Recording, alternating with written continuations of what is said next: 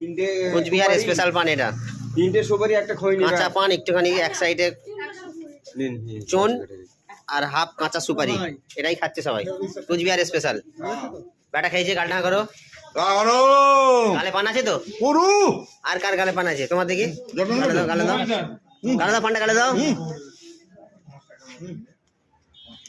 এটা কি মশলা? মামু পান খাবে? দেখি পানটা গালে দাও। কাঁচা সুপারি, কাঁচা সুপারি দেখো, কাঁচা সুপারি, কাঁচা সুপারি পান গালে দাও। নাও নাও।